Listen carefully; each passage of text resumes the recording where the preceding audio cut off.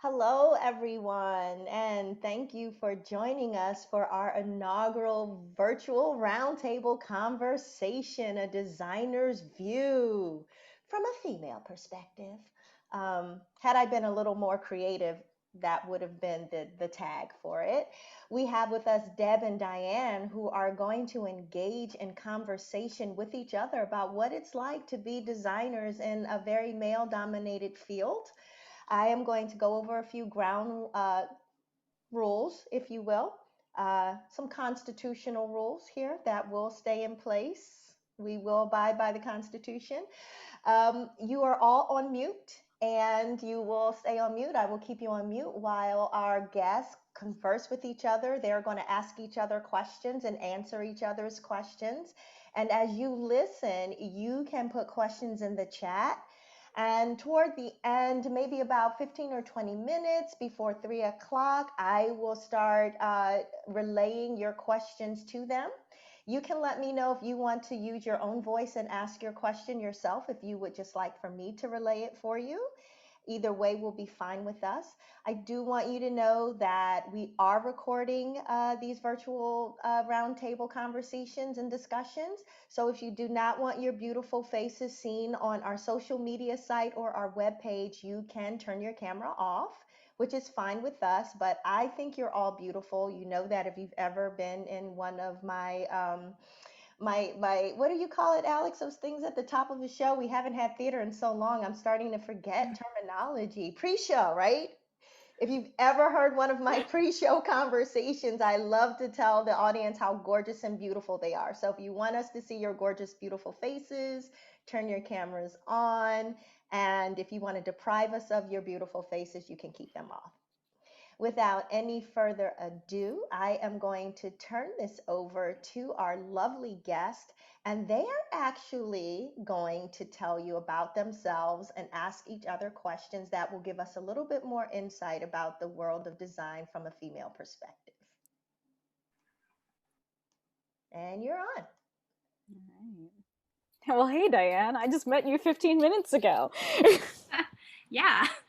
And that's really awesome. Like as all things go on these things, I like Google stalked you a little bit. So you're a lighting designer based out of Chicago, but beyond that, I don't know anything about you. So tell me more.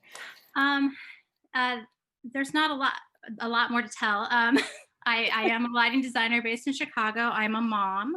I have two kids. I have a fifth grader and a freshman in high school. Oh, wow. And so that's definitely challenging these days. In addition to doing design work, when I was in undergrad, I earned almost all of my business minor. So I actually have done some production management work, and straight out of grad school, I actually worked in the financial business world as a temp in New York, which led me to I also prepare taxes. I do bookkeeping and prepare taxes. So luckily during this pandemic, I've had that income, and that that business has sort of started to thrive with the PPP loan and stuff like that. Right. People needing help with those things. So I have been really lucky in this venture in that while I have no design work lined up, I have a potential contract in January of 2021, but that's it. Yeah. So, how about you, Deb? I also cyber stalked you, so I know you're a professor at George Mason, right? I am. And costumes. So that's exciting. It's true. I know. And I'm like, wow, it's all changed in this time, because all I have to say is like, thank God for teaching. Although, I mean, I'm thinking about your kids too, like with everything going online, I feel like that's all I'm doing is I'm just teaching these 3 courses, and they've like taken over my life, because prepping anything online is like, it's like 6 times the work. Prepping the whole lecture, you can't really and ah your way through as if you were in person. Just in the way that, like, I don't know, I rely a lot on my I don't know, my nervous charisma, I suppose. I'm like a big introvert. So when I teach, it takes so much energy, and when I teach in Zoom, I feel like it takes even more energy because I lose focus so quickly. So I'll like wander off and be like, come back. But I also, I think just the battle of like feeling like I'm on film all the time and feeling like I'm always being watched, and just all that kind of nervousness adds like a whole nother level to online teaching. But I have a steady income. I feel really lucky that that's something that sustains, and I still get to talk about theater. It's just a very different environment now where they're like, yeah, I'm going to go into the field. I'm like, you are. The field's going to look real different by the time you get into it. Yeah. Because we're already trying to figure out like what is this, and I don't know, every time I hear new normal I like want to kick something because I just don't, I don't know what that is, and that makes me feel a little crazy. So I think I'm still doing, yeah, I've got a couple projects lined up that are based in solo experiences, like small immersive experiences that people can go out and seek on their own with some local companies. But it's taking a lot of thinking to figure out how to make that as engaging as something on stage would be. Yeah. Just very, so using all the other parts of my brain to like make theater right now. Speaking of outdoor work, I did here in Chicago. There used to be a company called Red Moon Theater, and they did all like outdoor spectacle work. And so I did a lot when I first moved here. They were one of the few companies that would take a chance on this designer that wasn't part of the community. It's kind of hard to break into the Chicago community. They're pretty close knit. And so they were willing to take a chance on me, and I did a lot of like work in outdoor spectacle, which is its own beast, but I did a lot of really cool work with them, and it was really great to figure out different ways to bring light into outdoors. Like I had to do a lot of work with battery powered, and that was before all this LED. So I learned a whole bunch about like marine batteries and all this stuff. And it's like, how can I like find these weird car lights and change them into something else, and like make an object, a like usable object out of them that then can get like interacted with and played with by the actors, and how does it advance the story and stuff like that. That's so cool.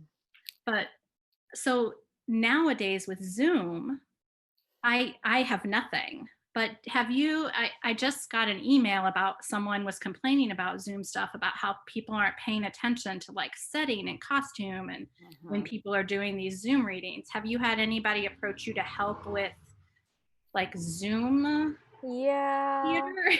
Here and there. I did backgrounds for one company's reading, cool. so everyone did the like virtual background thing behind them. That was okay. Like I thought at least it was effective, but they were very simple, sort of black and white hand-drawn backgrounds, which just made it feel, I would say overall like more unified. I don't think it was any kind of solution to anything. Yeah. You know, there's no miracle cure, I think, when it comes to like, you know, solving everybody's sort of scenery needs. Costume, I don't know, it's funny. You're just seeing everyone from like here up.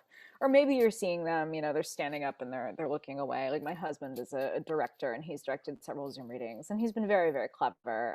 Works with teenagers a lot.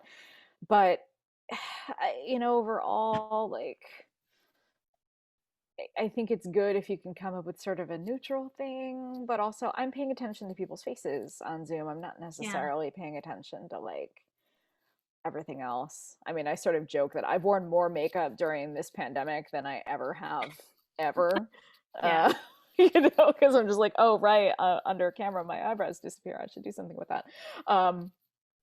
So I think that like things like makeup and hair have become like weirdly specific and important lately. But I don't know. I haven't really been asked much to do any kind of like super guidance, you know, beyond a little bit of school stuff, just sort of coaching people through color theory. But other than that, yeah, not a whole lot. It is tough, I think, with lighting design, especially like we've had some lighting consults. We've talked to some students about, well, you know, do you have a ring light? Like, can you just like turn on that light to your left? You know, but like that's not lighting design. That's just like Well, show it up on is. camera.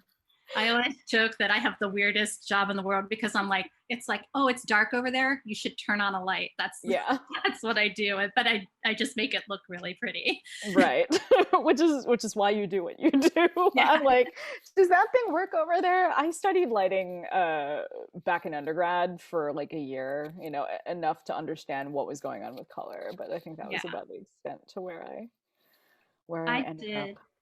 In undergrad, I was actually originally a dance major because I wanted to be a costume designer for dance. Like, Oh, and nice. at our ballet company, I grew up in Dayton, Ohio, and at the Dayton Ballet, all the costume designers were retired dancers. So that's Nice. what I thought you had to do.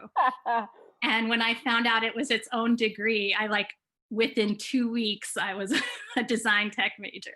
I was like, don't have to put my body through this every day. Awesome. Oh wow. Huh. Um, and then with that degree or with that program, you had to take lighting design, and I did it as a junior, Mhm. and I loved it. And then I had to repeat my entire junior year. At the end of the year, I went in for my portfolio retention, and I said, you know, this is my costume stuff I did this year, but here's my lighting stuff, and I really love this, and I want to do this now. And Hmm. they were like, well, you have done your junior year as a costume major doing all the shop hours, and um, we can't with good conscience make you a senior lighting design major Oh. without having that, like, the root in electrics that you Mhm. need Huh. to, you know, to understand the job. And so I had to repeat my whole junior year, which is how I ended up earning the business minor. Oh, that makes sense. I guess if you get the room, you might as well do something really practical with it. I mean, Yeah. that's super smart. I often joke that I have 2 degrees in theater and nothing else. You know, it's like I have my undergraduate degree in theater, mostly in costume design. I like walked out 98% a costume designer from undergrad, and then I went on to do my graduate study at College Park in Maryland, which is why I'm here. Um, and did that in costume as well, but then did a secondary in scenic and then just didn't use it for like another 8 or 9 years. I guess I've been costume designer for like 20 years and I've been scenic for like, I don't know. I was sort of doing the count recently, like 12, 13 years, something like that. So I guess now I'm known as both, but I have a hard time accepting that I'm a scenic. I think just because like, you know, thinking about the whole like male dominated field kind of thing, I'm in a field that yes is male dominated in scenery, but is also sort of dominated by University of Maryland College Park grads. And because I was sort of doing scenic as a secondary, I was learning it, but I wasn't getting like heavy hitting drafting and model making. I was like, this is fun. I like doing this as a secondary, and didn't I took it seriously, but not in the way that the grads that are coming out of there now are, and they're amazing. So it was like being surrounded by those artists whom I admire so much and are my friends and my, you know, sort of closest collaborators. I was super self-conscious about sort of being working next to them because I'm a very different type of thinker and I'm a very different type of designer, and my technical skills like aren't up to par with theirs. Yeah. Um and so I don't know, even in this day and age, just being self-conscious about it. I think a lot of people don't know that, but I'm like, oh my God, I'm like so insecure sometimes about that. Just because the talent pool here is so good. Costumes, I'm like, no problem, that's fine. I can hold my own, but like scenically, I sometimes feel very small in rooms, even though everyone's Yeah. like looking at me, expecting me to have all the answers. I'm just like, I don't know, guys. That's how I always feel during focus. I was, you know, Mm-hmm. it's like all these, and I feel like I can't question, or I have to make it clear that I want to try this, but I'm not sure if this is what I want. I feel like I have to do that so that my crew doesn't lose confidence in me as a designer, Right. Yeah. because I feel like that happens a lot because often my focus crew is all male. Mm-hmm. And so as soon as I question one of my decisions that I made, you know, 3 weeks before in a room by myself with paper when I sometimes hadn't seen a run through yet, sometimes had seen a one run through. When I question that decision, I always feel like I have to preface it so that they know that I'm not like being whimsical or dumb. I feel like often you hear, because I've been on electrics crews where the designer just can't make a decision, and if it's a man, oh, they're just trying things out, but if it's a woman, they don't know what they're doing. Yeah. So I hate that double standard. It's really, yeah, like my favorite technical directors are women. And I think it's just because that relationship is easier. I mean, I've met and worked with some brilliant male technical directors as well, so I don't ever want to make it about like us and them. The gender divide though is very real in a lot of institutions, and a lot of carps are guys, and like it's yeah, you never want to come across as wishy-washy because then you're stupid. I'm just like, why do those two things go together? It doesn't. We don't hold men to that standard. I've worked on a ton of crews, and I don't know, it might come across as like, oh, he's being wishy-washy. God, I'd like to go home. My 4-hour minimum's over. But it's I don't know. I just see it in such a different way. And in costumes, there are plenty of men who work in costumes, but I guess that's the only female dominated field. But I always still feel like I lose a lot of jobs to guys in costumes. So it's what a strange thing. I don't know. Or like, you've probably been on teams where you've been the only woman? Oh yeah. Yeah. Yep. I used to assist a gentleman in New York, and I was his assistant for a long time and his associate. And one time we were doing a load in. It was like in multiple locations. It was a big dance project. It's called Dance Now Downtown, and it's like they have like 20 different venues or something. Some of them are like an art museum, and you go in and it's like you like focus the track lights and set up a boom box, and people perform in the gallery and stuff like that. But so I was in charge of one space that was a swimming pool. It was an outdoor swimming pool and then an indoor gym. And so I was in charge of that space, and the head designer was working in an actual theater in downtown. And he had hired another assistant who came in, but that they had a union crew, and he had hired a male assistant, and he was used to me. And sadly, when I was young and totally hot, I would show up to the first day of load-in, and I would always wear leather pants and a low-cut shirt. And that went miles for what I could get out of a crew. Yeah. For the entire load-in. And so my friend called me, the head designer called me, and he was like, I need you to swap positions because I can't get this crew to do anything. Oh, wow. And so the next morning we swapped positions, and I was able to flirt with the crew guys and get them to do what we want and be like, oh, I'm really sorry. You have to put your voice in the upper register. Yeah, and everything's a question. Yeah, I'm really sorry. I know we should have drafted this on the plot, but we really need this special here. And oh my God. and we got it done, but that's one of the things we had to do that. So those are my experiences, like working as a single woman. The one woman on a male crew is sometimes you just have to use your feminine wiles to get it done if you have, if it's nothing else is working. Oh my God, I know. I think in some ways I'm glad I sort of had my like upbringing in costume, because I mean I know, because I've seen those crews and have worked like in and around them, but most of the crews that I was working on were sort of wardrobe related. Many of the men are gay. But that's a different game. That's like a whole different game working with those crews. And sometimes you can be on a crew with like too many women.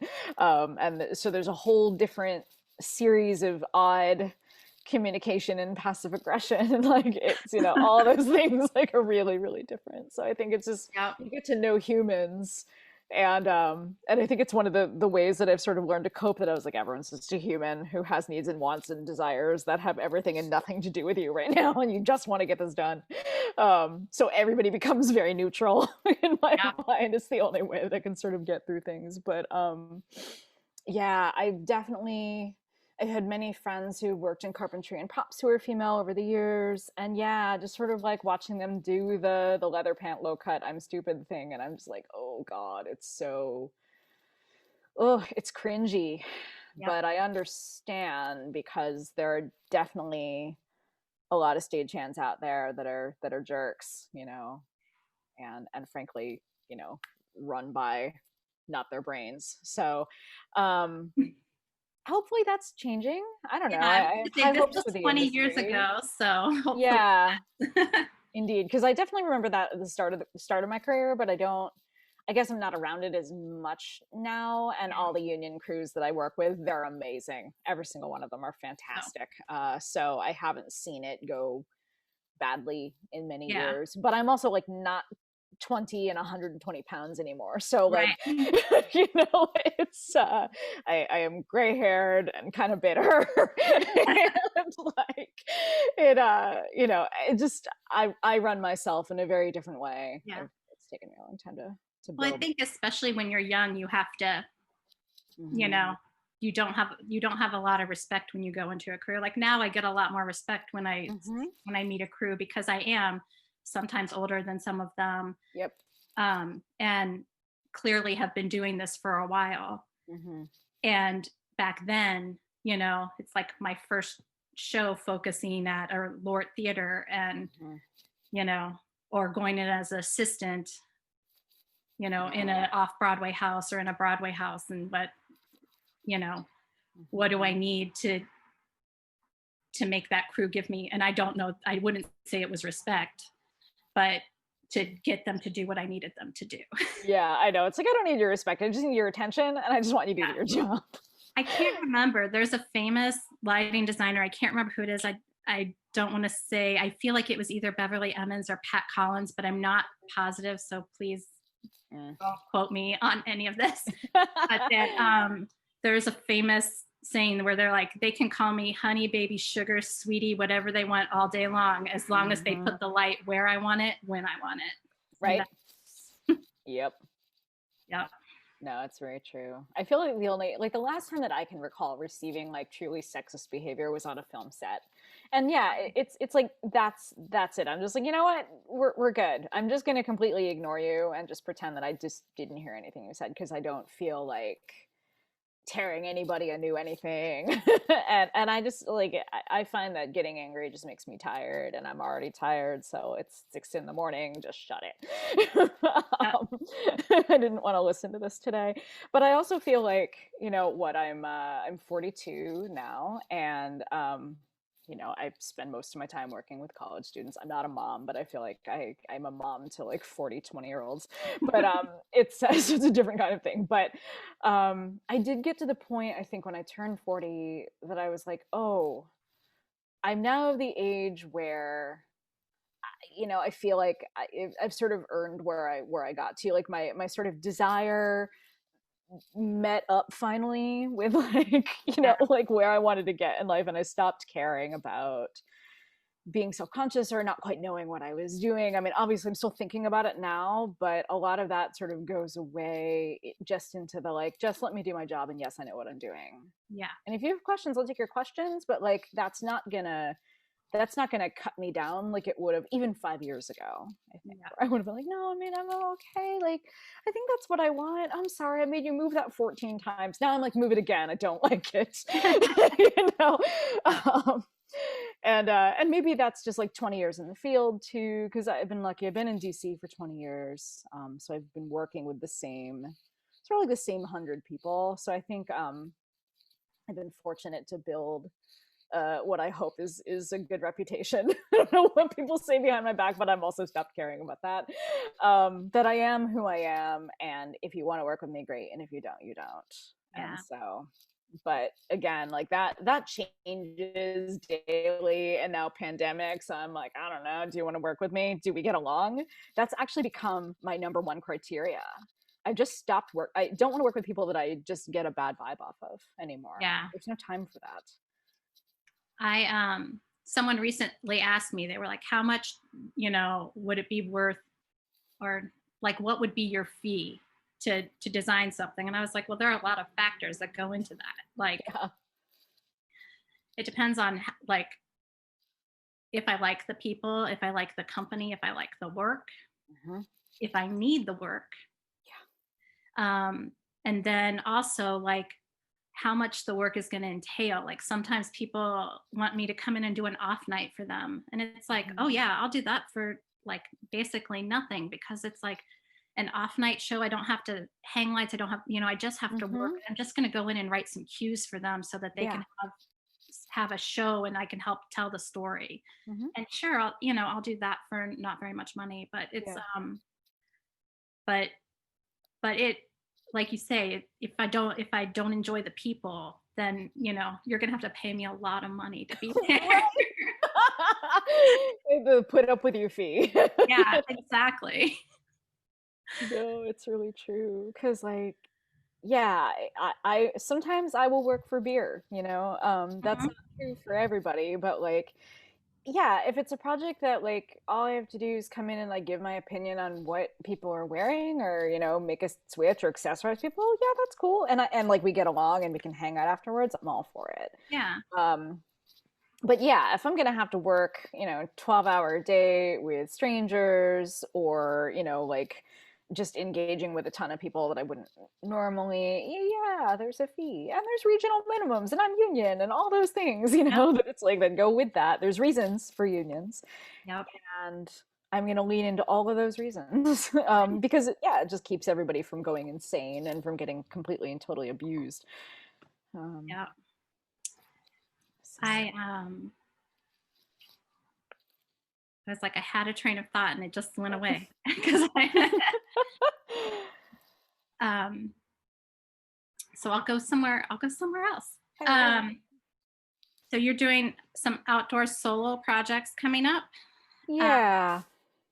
is there a favorite is there a favorite genre that you like to do, or a favorite type of story you like to tell, like romance or tragedy? Like, do you like to, is there Mm. any favorite eras you like to work in, or anything, what would be a really fun show for you to do? Yeah, totally. I mean, I guess so. My home company is Rorschach Theater here in DC. And I've been with them for, yeah, pretty much 20 years. I'm married to the co-artistic director. I'm very much a part of like why that theater's aesthetic sort of looks the way it does. And so one of the outdoor projects is theirs, which they actually just announced a few days ago. And so one of the ways that they think about the work that they do there, I guess I can say we, is that we're thinking about like what the 360 experience is. So it's immersive, but I'm using that word very carefully because I think that immersive can be a strange bucket for what people sort of think that is, that it's big and participatory and I get to tear things apart and take stuff like Sleep No More, because everybody thinks immersive theater is Sleep No More, which is true, but not all.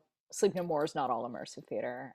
So this project is asking people they're getting objects in the mail, actually starting later this month, and they will take those things to a given site that it tells them to go to, and they will, take them apart and have their own sort of personal experience, and then they'll get a box every month for the next 7 months, and be able to participate that way.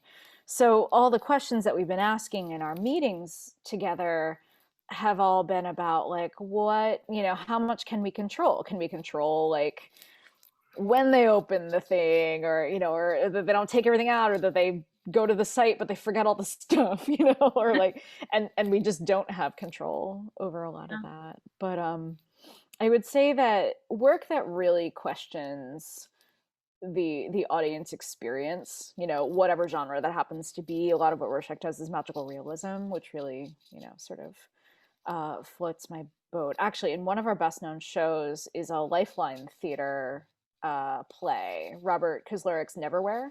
Uh-huh. We've done it twice, and it was awesome both times. Yeah, So and I feel that's like that's our my home Chicago connection. company. Oh, amazing! Yeah, like mine Okay, is my so ensemble. So yes, Small World. That play is it's remarkable, and yeah. actually all of Robert's adaptations are amazing. So Have in you some seen ways, his, I see a kinship with yeah. Lifeline, actually. So that's so neat. Have you seen his Northanger Abbey? Have you looked at Oh, not yet. that script? It's pretty hilarious. It's very it's and I've been this summer as something to do, I've been reading all of Austen. Mm-hmm. So it started, I did Emma last year. And so I was just like, well, I've already read Emma and I've already read Pride and Prejudice, but I'm going to reread them. And I have already read Northanger Abbey because I designed it years ago. Oh, cool. But it's really quite as I'm because Northanger Abbey was really my first exposure to her. I had never seen any of the Pride and Prejudice or read it or Mm-hmm. Sense and Sensibility. I never watched any of the movies. So I had seen Clueless. I had no idea it was Emma until I read Emma, and I was like, oh, this is Clueless, Oh, you I know. didn't do that either. And it's like, um, but Northanger Abbey does a lot of like, and what Rob does really well is hat tips to a lot of the other work by the same author and like Mm-hmm. tropes of the author. He like, Yes. and so the Northanger Abbey really, really does a great job of that. It's really quite hilarious. That's So cool. Oh, I'll have to get that from him. I mean, I love the mini series. It's great. I should add in my costume history class. yeah, So I do love a good period play. I mean, like, yes, I'm a yeah, costume designer at the heart. I love, ridiculous frilly period dresses. It's actually not work that I personally am asked to do a whole lot of. I tend to do the like big, gritty, dirty, yeah, Shakespearean sized, everybody's covered in mud yeah, kind of shows, which are super, super fun, but like, I feel like in some ways I've been typecast. Either that or I'm doing the contemporary, but like contemporary really, digging into character and that kind of thing, which I love. Those are actually probably my favorite things to do. The ones that are so hyper real, it hurts.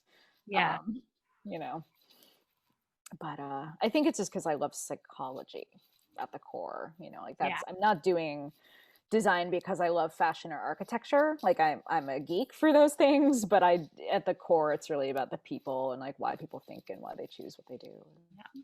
I've actually in the past couple years really enjoyed just doing the kids shows at Mm-hmm. Lifeline. They do some really great kids work, but I what I love about the kids shows there is that they aren't, you know, they don't lower expectations Mm-hmm. for because it's adults performing theater for children, Yeah, yeah. as opposed to kids doing theater. Performing. Mm-hmm. Um, and so they ask some hard questions and talk about some hard topics. But what I love about it is kids just like their suspension of disbelief is so great that you can just Mm-hmm. do, it's like you can like flashlights and they're like, oh my God, they just think It's it's so magic. cool. It's like everything you do is magic. You can do like just Mm-hmm. like do a standard color scroll of colors through the LEDs and they just think it's so cool and magical. And I It's kind of true. love getting that, like being able to transform an audience in that way, whereas adults are much more jaded. And Yeah. usually the adult plays I do are way more dark. I'm usually like I joked when I graduated from undergrad that you know, my portfolio was all like World War II death. Like I had Yep. sent Diary of Anne Frank. There was a play called The Trial of Klaus Barbie that I did. It was all like, yeah, Yeah, it's so like stark fascist. lighting, heavy Yeah. angles. Yeah, fog. So I think that like doing the kids show is like the antithesis for that for me. It's like, oh, I can create rainbows and Yeah. happy places and dark places because you have to go there with kids too. But Oh, it's true. I definitely did a Dr. Dolittle that was set in World War One. Yeah, I mean, which my husband jokingly called Gallipoli for kids, but I mean, it's true. At the end, they all went over the top, and they all Yep. died, and I'm like, oh, children's theater. But it was also a Christmas show, but it was also like one of the best things that I've worked on because it didn't shy away from any of the subjects that really mattered, and kids are Yeah. the best. Like, they will let you know if it is not working for them. They were the first. You hear the squeak of the seats, you see them all out there like moving around. Like, I love watching previews because that tells me if my design has worked. It's a Yep. little late in the game, but like, I've definitely made big changes um during previews of kid shows, especially because, like, Yep. yeah, when it's working they cheer, when it's not, oh, nah. One of the biggest design things, it was a costume design piece actually, that we did this show called You Think It's Easy Being the Tooth Fairy.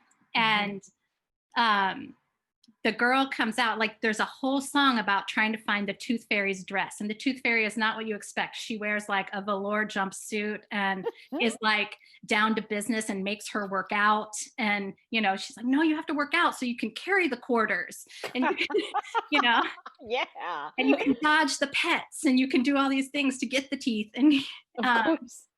but but the best was at the end, the girl, she becomes, like she becomes the apprentice, the next tooth fairy, and the tooth fairy gives her a jumpsuit. But all the kids were like, but where's the dress? Like the Oh, whole audience was so disappointed that she didn't get a dress. So then we made a no. jumpsuit with a like skirt. Mhm, And then mhm. everybody was like thrilled because Wow. it was just like the skirt. But I thought that was really interesting because we were trying to be like, so no, a dress is not what makes the tooth Mhm. fairy, right? Oh, And- man. What does that tell you about social conditioning? right, Like, oh right. my God.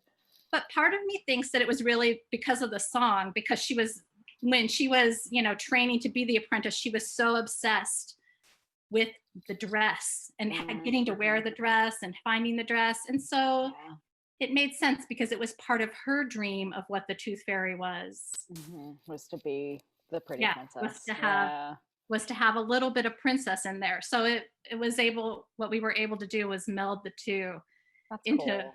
one, where it's like she got part, she got to be part of what she wanted, but accepted what the tooth fairy really, what the job really meant, Mhm. like to her. Yeah. So, but it was really funny because we just didn't expect the kids to be so invested in it. But yeah, it was like, seriously, when she came out, she does this big reveal of her in the jumpsuit, and everybody, like one kid was just like, but where's the dress? Like yelled it out. And we were like, ah. Oh man. Oh my God. And that makes me just think so many things. But I mean, that's also really interesting too, because like, if there's a song about it and she's talking about the dress, then to bring out the dress at the end, I suppose, could be considered like good storytelling because you're Yeah. following through on her wants and desires. But like, also, yeah, the jumpsuit sounds badass. So I'm just like, oh It was man, awesome. It was a super awesome show. So that yeah, sounds so cool. it was What? all the music was funk. Oh God, it's even better. This sounds amazing. I want to do And that. the fireflies were all boys. The fireflies were her helpers, and they Oh, were all boys. It was great. so many good things. Yep. I mean, the best thing about doing children's theater is that, like, how much your impact, how much, your voice and your opinions sort of have on the next generation. Like, it's definitely one of the most fun things that I do because I don't know, kids are whip smart and they don't let you get away with anything, but they're also, yeah, they love magic and they're Yep. convinced by the smallest things. So Yep. so funny. Wow. All right, ladies, thank you so much. This has been so awesome. I have some questions in the chat, Okay. and I wanted to make sure we had time, some really, really good questions. And I want to start with Eileen Mandel's question. Now I just have to find it. There it is. Um, Eileen is interested in knowing, in terms of designing a show, who starts the conversation, you or the director? And then how much does your vision have to follow the director's vision? Or do you make offers and have a discussion about these decisions? That's a lot, and it's good and it's Hmm. rich. It's really good. Diane, I'll let you start. Okay, I was going to say, I so at Lifeline we develop because that's my ensemble and most of the work I do. That's where I'm going to pull from. But we develop work there, and so the conversation actually starts with the adapter and the director. And if they've already picked a design team, then the design team is part of that. So it's from the get-go, the design team is part of that. And so sometimes you lose yourself, you lose where your ideas started and the other person's began. Um, and that, to me, those are the best kind of collaborations, where it's like, I don't remember this idea started here and we ended up way over here, and we all had a part of like putting ladders, putting rungs in that ladder to build to that point. I often well, I'll give an example. When we did Emma last year, one of the it was for 5 actors. It was written by the adapter, and he wanted it to be a tour de force for the actors. And so one actress played Emma, and the other 4 actors changed characters continually throughout the show. And it was as simple as, like, they would hand off a fan and become a different, one person would be being that character, and then they turn around and hand the fan, and the other person would come in and be that character. And it was amazing. But when you get to a ball, how do you do a ball with 5 people playing different characters, and how do you keep it straight?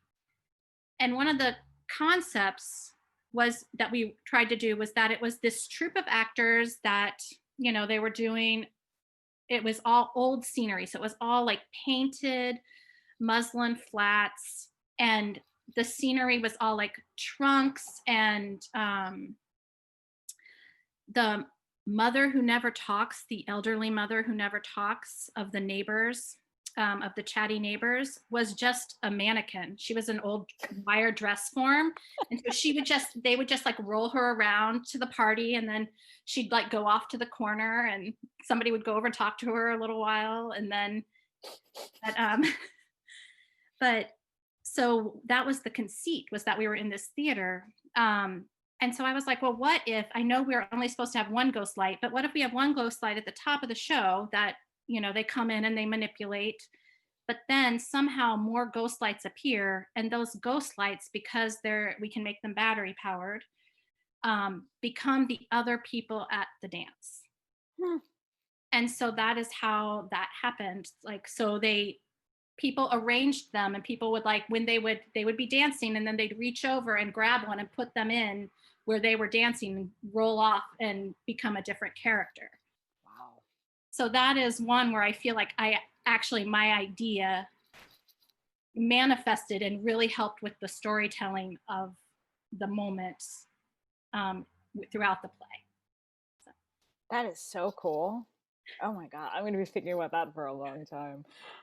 That's really neat. I know for me, like, I work at Rorschach, we sort of work in a similar way. We're not adapting new work necessarily, but we are definitely in conversation as a team. And I think a lot of DC theaters will bring in, especially at the smaller theaters, will bring in the entire team at the same time, which is what I prefer doing. Like, one thing I really dislike actually as the scenic designer is when I'm there alone with the director and we're talking and we're making all these decisions thematically and visually, and then the rest of the team comes in and we're like, well, here's this, and you have to make these colors, and this is where it's going, and no, you have no opinion. And like that, oh, that makes me really sad, because 5 heads are always better than 1 or 2. And I will frequently ask, like, I need to meet with the rest of the team, or I don't want to put anything down in stone before we meet with the rest of the team, because that's not fair. I feel like every set that I design is always very, very light oriented, but because I'm not a lighting designer, I don't want to dictate for the lighting designer like where I think all the lights should go, you Yeah. know, because like that's deeply unfair. So I want to have a conversation with them to be like, what are your best ideas for this? This is the kind of thing I'm thinking about, but like, does that even work, or am I just completely misguided? um, so I find that like I want to meet with the whole team all the time. I don't actually like working with directors who come in and say, here's my whole idea and you're going to do it for me. Then I'm like, then why'd you hire me? You know, I'm not into that. Because I guess with teaching, like I don't need the work. I want to do it or I don't. So I'm in a good position in that way. But you know, I can be a little bit pickier. And so all the directors that I've chosen to work with again and again, like Paige Hernandez, who I worked with in a bunch of venues around town, including First Stage. Yeah, she gives me the freedom to come up with ideas and we have a dialogue about it. And it's a very open dialogue, but it's always with the whole team. Yeah. Yeah, and I never quite know where all the ideas come from, but that's the best. Like when it's not my idea or your idea, it's like everybody's idea. It's like one of my favorite directors to work with is actually Rob's wife, Elise Kaslaric. And Mm-hmm. it's because she gave me one of the best notes I've ever gotten. And it allowed me a lot of freedom of interpretation.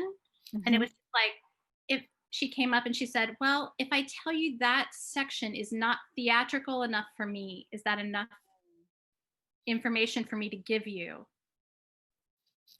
to respond to? And I was like, that is a perfect note. Let's come back to it. You know, let me work on it, you know, later, and we can move on in tech, and we can Yeah. come back to it later and look at it again, and I'll have a different option for you.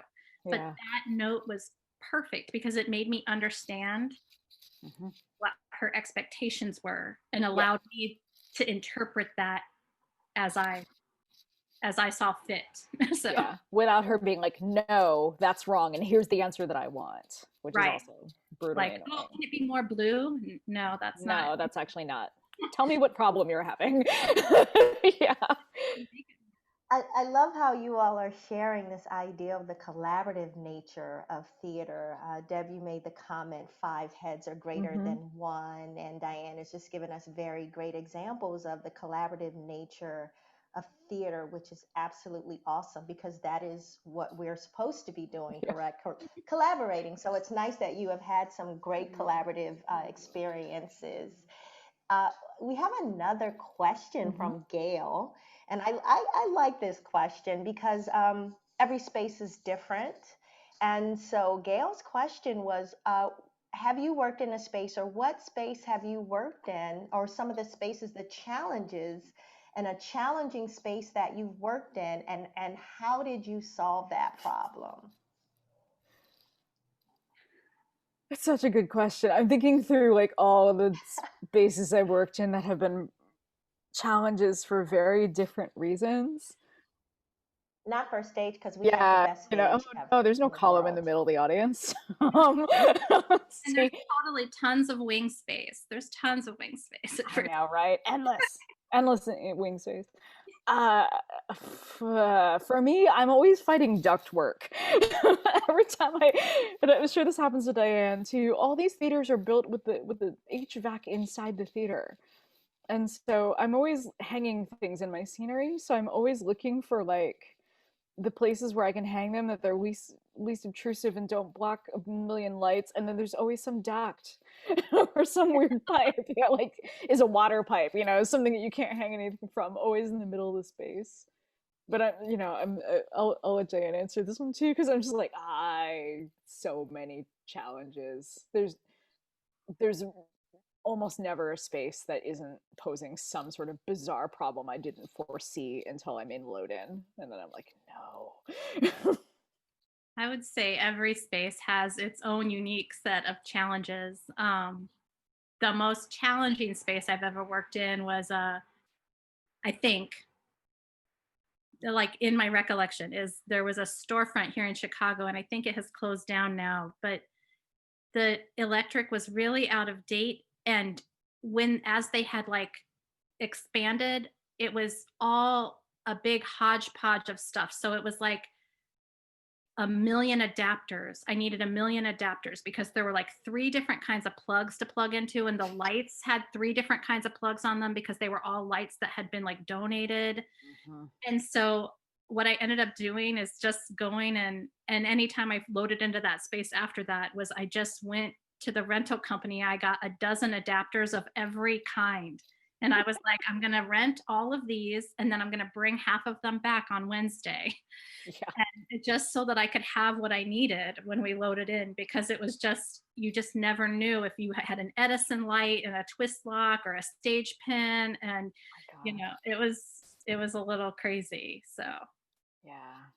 I think, upon another 15 seconds to figure out, I think because my conditioning was at Rorschach, like our early shows were in like greenhouses or churches or on stages of strange theaters or like, um, art galleries that had, almost no electricity or any kind of odd capacity or no dressing room space or things like that. So I've learned how to work out of the trunk of my car really effectively in all manner of bizarre spaces.